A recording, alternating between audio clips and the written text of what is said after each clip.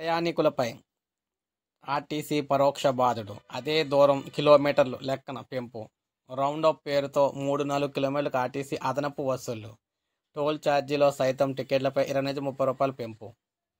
So మనం చూసుకున్నట్లయితే ఎవరికైనా సరే సూర్యాపేటకైనా గత ఏడాది ఎంత దూరమో ఇప్పుడు అంతే దూరం. కానీ ఆర్టీసీ మాత్రం రూట్ను బట్టి 3-4 కిలోమీటర్ల దూరం పెరిగిందని చెబుతుంది. దూరం లెక్కల మాయాజాలంతో ఛార్జీలు పెంచేసింది. హైదరాబాద్ నుంచి సూర్యాపేటకు గతంలో 132 కిలోమీటర్ల ఛార్జీ తీసుకోగా ఇప్పుడు 115 కిలోమీటర్లకు వసూలు చేస్తుంది. గతంలో హనుమకొండ నుంచి ఏటూరు నాగారానికి 111 కిలోమీటర్ల ఛార్జీ తీసుకోక ఇప్పుడు 115 కిలోమీటర్లకు అంటుంది. ఆర్టీసీ ఇలా ఒక్కో రూట్లో 4-5 కిలోమీటర్ల దూరం పెంచేసి అదనంగా ఛార్జీలు వసూలు చేస్తుంది. టోల్ గేట్ రుసుములు కూడా 20-30 రూపాయలు పెంచి ప్రయాణికుల జేబులకు చిల్లు పెడుతుంది.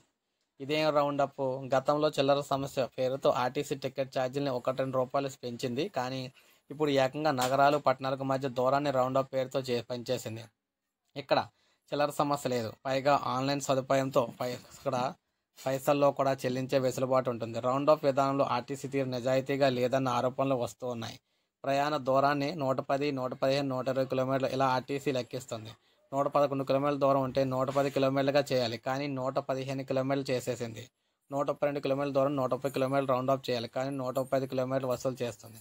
మొత్తం ఛార్జీలు 220 రూపాయలు అయితే అందులో 220 చేయాలి. కానీ 230కి పెంచింది. సో ఈ విధంగా చూసుకుంటే ఆర్టీసీ ప్రయాణికులపై రౌండప్ పేరుతో భారీగా వసూలు చేస్తుంది. ఇక టోల్ పేరుతో భారీగా వసూలు. ఒక టోల్ గేట్కు ఆర్టీసీ 400 రూపాయలు 420 చెల్లిస్తే రోజులో ఎన్ని ట్రిప్పులైనా తిరగవచ్చు. హైదరాబాద్, సూర్యాపేట, మహబూబ్ నగర్, హైదరాబాద్, కరీంనగర్, హైదరాబాద్ రూట్లో ఒక్కో బస్సు రోజుకు రాను పోను 4 ట్రిప్పులు తిరుగుతుంది. సగటున 40 మంది చొప్పున ఒక బస్సులో రోజుకు 120 మంది ప్రయాణిస్తున్నారు.